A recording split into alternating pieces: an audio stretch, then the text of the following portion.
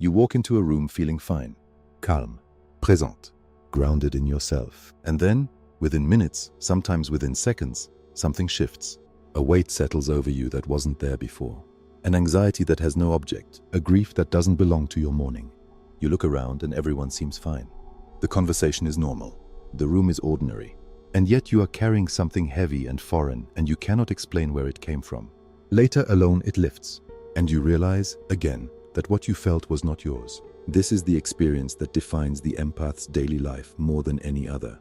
Not the occasional moment of deep compassion, not the beautiful resonance with a piece of music or a work of art, but this, the involuntary, constant, exhausting absorption of the emotional states of the people around you. Like a sponge that was never designed to be wrung out, like a receiver that was never given an off switch. And most people, most well-meaning people, most therapists, most articles on the subject will tell you the same thing. Shield yourself. Set boundaries. Imagine a white light around your body. Don't take on other people's energy. And all of that is fine. All of that is practical. But none of it answers the question that matters most. Why does this happen at all? Not as a spiritual phenomenon. Not as a vague sensitivity. But mechanically, psychologically, at the level of the psyche's actual structure. Why is it that certain people, built in a certain way, become vessels for the emotional overflow of everyone around them? What is actually happening when you absorb someone else's feeling? And, most importantly, is there a way to understand this so deeply that the understanding itself changes something? Carl Jung spent his life working with precisely this kind of person. He did not call them empaths. That term came later. But he documented, with extraordinary precision, the psychological mechanisms that produce this experience. The dissolution of ego boundaries, the phenomenon he called psychic contagion. The unconscious defense structures built in childhood that make certain people permanently available to the emotional needs of others. The role of the shadow in intensifying absorption. The way the unlived emotional life of the absorber draws more and more of the outside world inward. What he found is not comforting exactly, but it is clarifying. And clarity, the kind that cuts through years of confusion and self-doubt and self-blame, is the most useful thing I can offer you. Because when you understand why this happens, you stop experiencing it as a curse. You stop experiencing yourself as broken. You start experiencing it as what it actually is. A specific psychological configuration with a specific origin, a specific function, and, most importantly, a specific path towards something that feels like freedom. Now let us look inside. Together. Carefully. All the way down to where this actually begins. Let us start with the body. Because the absorption begins there, not in the soul, not in some vague energetic field, but in the nervous system. In the specific and measurable architecture of how certain brains process the presence of other people. In the early 2000s, neuroscientist Giacomo Rizzolatti and his team at the University of Parma discovered something that would eventually rewrite large sections of social neuroscience. They found a class of neurons, now called mirror neurons, that fire not only when an individual performs an action, but when they observe another individual performing the same action. The neuron that fires when you reach for a cup of coffee also fires in a slightly different configuration when you watch someone else reach for theirs. The system that activates when you feel pain also activates, partially, when you witness someone in pain. The mirror neuron system is now understood to be fundamental to human empathy, the neurological substrate of our capacity to simulate, from the inside, what another person is experiencing. And research on highly sensitive people, the population identified by Elaine Aron, whose nervous systems process stimuli more deeply and thoroughly than average, consistently shows heightened activity in exactly these systems. The HSP's brain does not just register the emotional state of another person, it partially enters it. The boundary between self and other at the neurological level is measurably more permeable. This is not metaphor, this is physiology. But Jung would push further and deeper. Because the neuroscience explains the mechanism without explaining the psychological structure that makes some people far more vulnerable to it than others. For Jung, the critical variable was not simply sensitivity. It was the condition of what he called the ego boundary, the psychological membrane that normally separates the individual's inner world from the emotional field of the environment. In a well-individuated person, someone who has developed a stable, coherent sense of self, the ego boundary functions as a permeable but intact membrane. It allows information in. It allows genuine empathy, but it also maintains the distinction between self and other, between my feeling and your feeling, between what is mine to process and what is yours to carry. In the empath, particularly the empath whose psychological development was shaped by early environments that required hyper-attunement, this membrane is thin.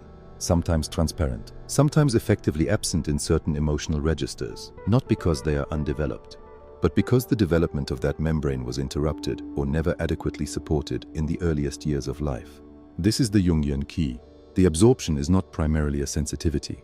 It is a structural feature of a psyche that never fully completed the developmental task of individuating, of establishing a self that is genuinely distinct from the emotional environment, a self that can feel deeply without losing its borders. Jung described a phenomenon he called psychic contagion, the direct transmission of emotional states between psyches, particularly in close relationships or high-intensity environments. He observed this not just in clinical settings, but in his own experience. He documented cases where patients' unconscious material appeared in his own dreams, where the emotional content of a session would persist in his body long after the person had left. He did not dismiss this as weakness or pathology. He recognized it as a feature of deep psychological openness. But he also recognized that without conscious awareness of the mechanism, it was profoundly destabilizing. The empath who does not understand this mechanism experiences the absorption as passive and involuntary, as something that simply happens to them, like weather, like gravity, something to endure or to escape. But the empath who understands it, who can track the exact moment of absorption, who can begin to identify the internal conditions that make them most vulnerable to it, who can distinguish the sensation of their own feeling states from the foreign material that has entered, that empath is no longer simply a victim of the mechanism. They become its conscious operator, and that changes everything. Absorption is not a character flaw. It is a structural feature of a psyche that has never been taught the difference between feeling with someone and feeling instead of them. Nothing in the psyche is random. Every pattern, however painful, however limiting, however baffling in its persistence, was once a solution. An intelligent, creative, adaptive response to the specific conditions of a specific life at a specific moment. The absorption that exhausts you now was, at some point, a strategy that kept you safe. And until you understand what it was protecting you from, and when you first needed that protection, it will keep running. Not because you are weak, because the psyche does not abandon a survival strategy until it is absolutely certain there is something better to replace it. For the empath, the origin of absorption almost always traces to early childhood, to the specific relational environment in which the child's nervous system was calibrated, to the conditions that taught a young, developing psyche that its primary task was not to exist, not to feel its own feelings, want its own things, inhabit its own interior, but to monitor, to track, to know at every moment the emotional state of the people responsible for its safety and to adjust accordingly. Jung would describe this in terms of the persona complex, the psychological structure built to manage the gap between the authentic self and the demands of the environment. But there is a more specific dynamic here that his work illuminates with particular clarity. He observed, in clinical work and in his own analysis, that children raised in environments of emotional unpredictability, where a parent's mood was volatile, where affection was conditional on the child's behavior, where the emotional atmosphere was charged and unstable, developed an extraordinary capacity for environmental scanning, for reading the room, for knowing, before anything was said, before anything was done, what the emotional weather would be and what response would keep it calm.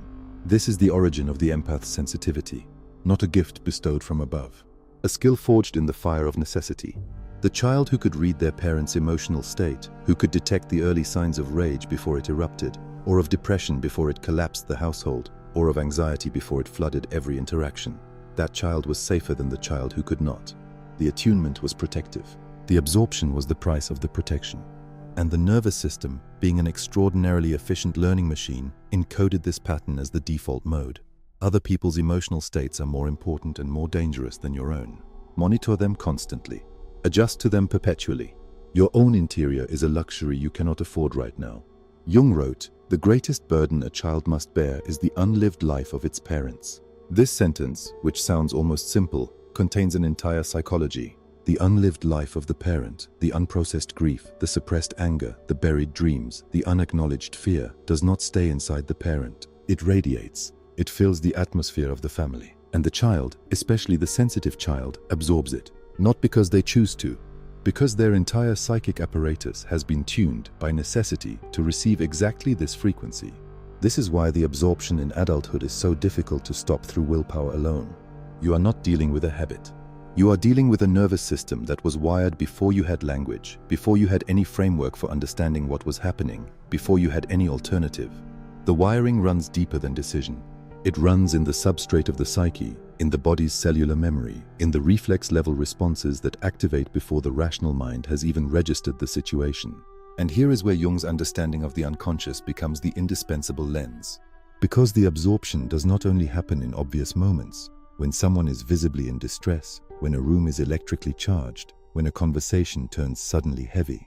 It happens unconsciously, continuously, in the invisible microtransactions of daily life. The slight shift in a colleague's voice, the fraction of a second tension in a partner's jaw, the quality of silence in a house that is outwardly peaceful.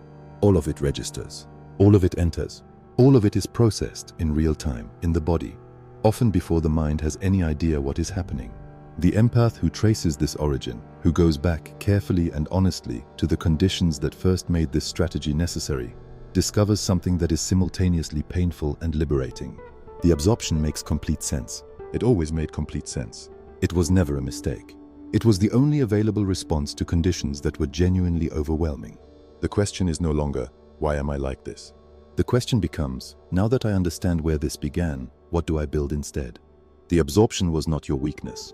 It was the child's intelligence responding to conditions the child did not create and could not control. Here is the part that is most difficult to hear. The absorption is not only about other people's emotional states entering you. It is also, and this is the Jungian insight that cuts through every simpler explanation, about what is already inside you, in shadow, that acts as a magnet for what enters from outside. Jung's concept of the shadow, the repository of everything disowned, suppressed, unlived in the psyche, operates in a very specific way in the dynamics of emotional absorption. The shadow does not sit quietly in the basement. It exerts a kind of gravitational pull. It seeks its mirror in the outer world. Whatever is unacknowledged inside us, we tend to encounter with unusual intensity in the people around us. For the empath, this creates a dynamic that is almost invisible until it is named. The emotions you are most deeply submerged in, the ones you absorb most completely, that take the longest to shed, that produce the most profound exhaustion, are almost never random. They correlate, with striking precision, to the emotional material that lives in your own shadow. The anger you absorb from others reflects the anger you have suppressed in yourself. The grief you carry home from other people resonates with the grief you have never allowed yourself to fully feel. The anxiety that transfers from the room into your body is not entirely foreign. It is the anxiety that you have never given permission to exist as your own. Jung described this as unconscious identification, when the boundary between self and other dissolves not just because you are permeable, but because there is no internal distinction available. If you have never fully owned your anger, if you have so deeply buried the parts of yourself that are fierce, demanding, boundary-setting, then when you encounter someone else's anger, there is no internal landmark that says, that is theirs. The anger that should belong to them slips directly into the territory that was never claimed on your own behalf. This is why the spiritual practice of shielding, of imagining protective barriers between yourself and others, works temporarily, but not permanently. Because it addresses only the incoming signal. It does not address the interior vacuum, the unclaimed, unseen shadow material that creates the pull. The empath who has never grieved their own losses will always be drawn back into the grief of others. The empath who has never raged on their own behalf will always absorb the rage of those around them. The empath who has never allowed themselves to need will always be flooded by the need of everyone they encounter. There is another dimension of shadow dynamics in the absorption that Jung identified with particular insight, what he called projection. Not only do we absorb what mirrors our shadow, we also unconsciously project our shadow onto others, and then we feel it in them. We deny an emotion in ourselves so completely that we can only access it through another person. We feel their sadness as though it belongs entirely to them, not recognizing that we are also, in that same moment, feeling our own, at one remove, displaced, deniable. This is one of the most disorienting aspects of the empath's experience. The genuine difficulty of knowing, at any given moment, whether what you feel belongs to you or to someone else. And Jung's answer to that question is characteristically uncomfortable. It is both. It is always both. The clean separation between my feeling and your feeling that most empaths long for, the clear demarcation that would make the absorption manageable, is a fantasy. The interior and the exterior are not hermetically sealed from each other. They speak. They mirror. They bleed into each other, especially in the deeply feeling person. But understanding this, fully, honestly, without self-punishment, is not demoralizing. It is clarifying. Because it means that the work of reducing the absorption is not primarily the work of building better external defenses. It is the internal work of the shadow, the slow, patient, sometimes painful process of claiming what has been disowned, feeling your own anger on your own behalf, grieving your own losses in your own name, allowing yourself to need without shame, making the unconscious conscious piece by piece so that what was pulling from the inside becomes visible, becomes yours, and stops seeking its mirror in everyone else's emotional field. The more you claim your shadow, the less power the world's emotions have to overwhelm you. Not because you feel less, but because you know the difference between what is yours and what is not. We have gone far enough into the darkness. Now let us talk about what becomes possible, not as a comfort, as a concrete psychological direction. Because understanding why absorption happens, tracing its neurological substrate, its childhood origin, its shadow dimensions, is not enough on its own. Understanding is the beginning of the path, not the destination. And the path requires something specific, not shielding, not spiritual bypassing, not the determined performance of boundaries that feel unnatural because they were never built from the inside out. What it requires is differentiation. This is the Jungian term for one of the most essential capacities of psychological maturity, the ability to distinguish between different internal states, different emotional sources, different layers of experience. The ability to stand inside a feeling and ask, with genuine curiosity rather than judgment, where does this come from? Is this mine? Is this a resonance with something I recognize in myself? Is this entering from outside? And if so, what in me received it? The differentiating empath is not less sensitive than the absorbing empath. They are more sensitive because their sensitivity is now directed consciously and precisely rather than operating as a background flood. They feel everything the absorbing empath feels. But they can also, over time and with practice, identify the texture of their own baseline feeling state, what their emotional body feels like when nothing foreign is present, and notice moment by moment the specific quality of what is entering from outside. Jung described this process as fundamental to individuation, the lifelong work of becoming a distinct, coherent self, and he was explicit that it is work, not a technique, not a trick, not something that happens once in a therapeutic breakthrough and then is simply maintained. It is the daily, ongoing, sometimes frustrating labor of self-knowledge, of returning again and again to the interior, of learning the specific language of your own emotional body. There are several movements within this work that are particularly relevant for the empath. The first is grounding in the body, not as a spiritual practice, though that is fine too, but as a psychological one. The absorption operates primarily through the body, through the nervous system's mirror processes, through the cellular memory of childhood attunement patterns. Learning to occupy the body fully and consciously, to know what your own tension feels like, what your own sadness feels like, what the specific quality of your own anxiety is, creates the internal reference point that makes differentiation possible. Without body awareness, the empath has no home base. They are always already in the emotional territory of whoever they are with. The second is conscious permission for your own emotional states. This sounds simple and is, in practice, one of the most challenging things an empath can do. Because the original wiring, the childhood strategy of subordinating your own feeling life to the monitoring of others, runs very deep. And it expresses itself as a kind of internal dismissal of your own emotions before they even fully form. A subtle, instantaneous judgment that your anger is too much, your grief is self-indulgent, your need is a burden. Reversing this, practicing the radical act of turning toward your own feeling state with the same quality of attentive non-judgment you offer everyone else, is, for the empath, genuinely transformative.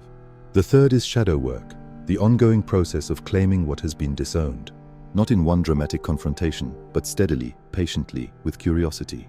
What feelings do you immediately notice and then immediately suppress? What emotions in other people produce in you a response that seems disproportionate? What parts of yourself have you decided are unacceptable? These are the markers of the shadow. And each piece of shadow that is brought into consciousness and claimed, each fragment of rage or grief or desire or need that is finally acknowledged as yours, reduces by exactly that measure the magnetic pull that draws other people's material inward. Jung wrote, "One does not become enlightened by imagining figures of light, but by making the darkness conscious." For the empath, this is the entire work in one sentence. Not the construction of more elaborate defenses against the outer world, but the illumination of the inner one. The slow, honest, courageous process of seeing what is actually there, all of it, the tender and the fierce, the luminous and the dark, and saying, "This is mine. I claim it. I no longer need the outer world to carry it for me." The empath who has done this work, even partially, even imperfectly, experiences a fundamental shift in how the absorption operates. Not its complete cessation, Complete cessation would require the destruction of the sensitivity itself, and that is not the goal, and it is not possible. But a shift in the relationship to it. From passive flooding to conscious resonance, from being submerged to being moved. From carrying what isn't yours to choosing, with full awareness, what you are willing to hold and for how long. That is not the end of sensitivity. That is sensitivity fully inhabited. That is the empath who has come home to themselves, who can stand in any room, feel everything in it, and still know exactly where they are standing. Differentiation is not the end of feeling. It is the beginning of feeling as a conscious act rather than an involuntary fate. Let me sit with you in this for a moment, because what we have covered today is not small. We moved through the neuroscience of the mirror system, the literal neurological architecture that makes you receive other people's experience in your own body. We moved through the childhood origins of absorption, the early environments that wired your nervous system to prioritize the monitoring of others above the inhabiting of yourself. We went into the shadow dimensions, the way your own unacknowledged emotional material creates the interior pull that draws more in. And we arrived at differentiation, the conscious, daily, lifelong practice of knowing what is yours, what is theirs, and what is the blurred territory between. None of this makes you less sensitive. Nothing here is asking you to close down, to armor up, to become one of those people for whom the room has no emotional texture. That is not possible for you. It was never possible, and it was never the point. The point, the Jungian point, the deepest point, is that the sensitivity you carry was never meant to operate in the way it has been operating, as an undiscriminating flood, as an open window through which everything enters without permission, as the permanent condition of a self that has never quite managed to establish itself as separate from the emotional weather of the world. The sensitivity was meant to be an instrument, précise, délibérate, wielded with full awareness of its power and its cost. An instrument that you play, not one that plays you.